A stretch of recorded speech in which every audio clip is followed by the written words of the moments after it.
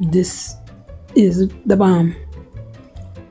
Hey peeps, it's Buffy, and I'm going to make a apple cobbler, and I'm going to use this awesome Louisiana cobbler mix. This stuff is the bomb, as my brother said, because I made one yesterday. This ish, and he didn't use ish, you know which word he used, is the bomb. So I'm going to make another one, and I'm going to take you along with me. So let's get started. Okay, here's the Louisiana fruit cobbler mix. It's in the bowl. It's the only thing in there right now. And the recipe calls for just a 2/3 cup of milk if you're using canned fruit. I'm going to doctor it a little bit. It's 2 tablespoons of light brown sugar. And it's not packed in there. It's loose and not quite 2 tablespoons. I'm going to add 2 tablespoons of pure vanilla extract as well. And I used up all of this one and I ended up having to go to the other one, which I kind of thought so. That's why I brought the other container over here of the pure vanilla extract just in case. So gotta get this opened.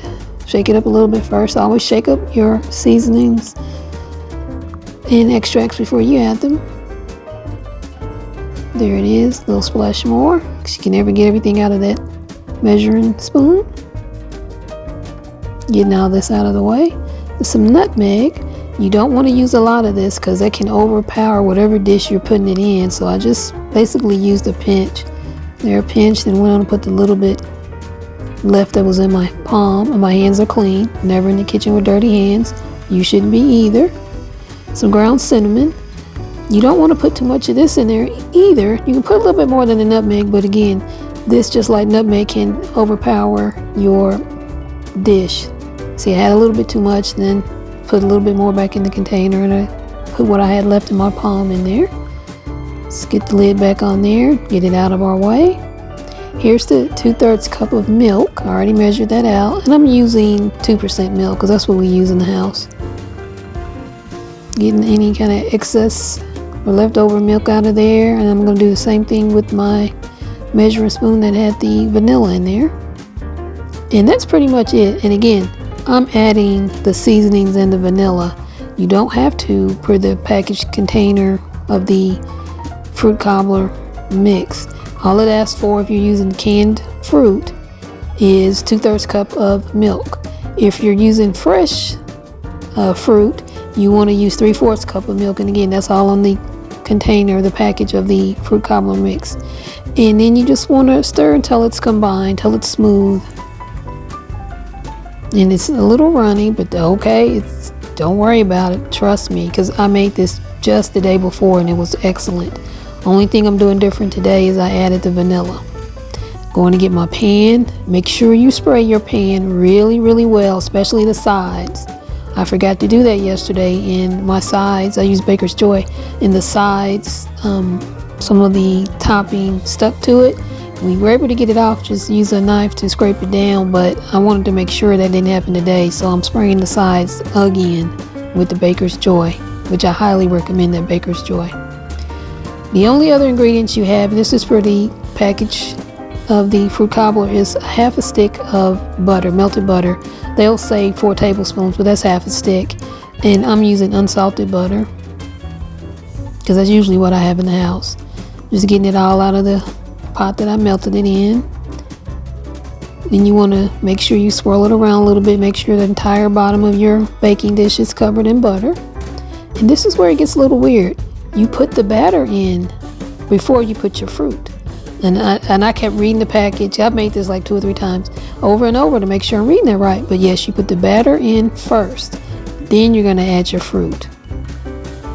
But trust me, I know that sounds weird, and even threw my sister off when I was telling her about it. She's like, what? I said, trust me, it works.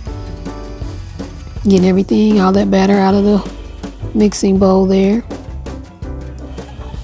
Now I'm using a canned apple pie filling. It's by Duncan Hines. It's the Comstock brand, and this is a 10% more fruit can. And you just basically scoop it in there. I remember when I made this the day before, I thought maybe I should cut up the apples, but you didn't have to. So I didn't do it today either. And I'm just trying to put it in here as evenly throughout the baking dish as I can. and you put all of the juice or jelly, whatever, you know, that's in that can, if you're using a canned fruit, put all of that in there. And you can use blueberries, blackberries, you know, whatever, raspberries, whatever canned fruit you have, or if you have fresh fruit. And just spreading it out just a little bit. And again, you're going to be worried because you're like, hey, the batter's not covering it up. But don't worry, trust me, it's going to work out. So there it is. And the only other thing I'm going to do, and I'll show you that in just a second, is I'm going to put it on a cookie sheet in case it bubbles over. I'd rather it bubble over on this cookie sheet than in my oven. I'm not about cleaning up an oven if I don't have to. So that's it. And it bakes at 375 for 40 to 45 minutes. 40 minutes later, I'm taking it out. And it did bubble over a little bit, so I'm glad I had it on that cookie sheet. But see how the crust formed on the top? Remember I said trust me. And I'm going to have some Bluebell homemade vanilla ice cream with it as well. It's time. I have my apple cobbler. It's an ice cream, vanilla ice cream.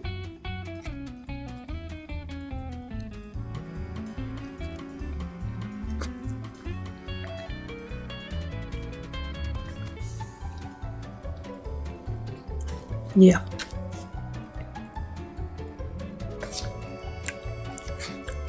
You need to make this.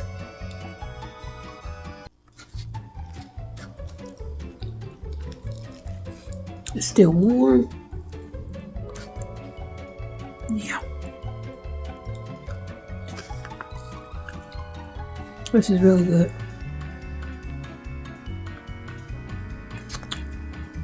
Thumbs up.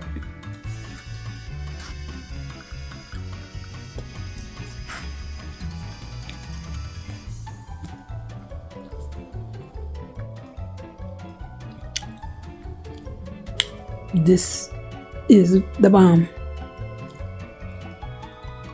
Thanks for watching. Make this. Leave a comment. Let me know how it turned out for you guys. This is delish.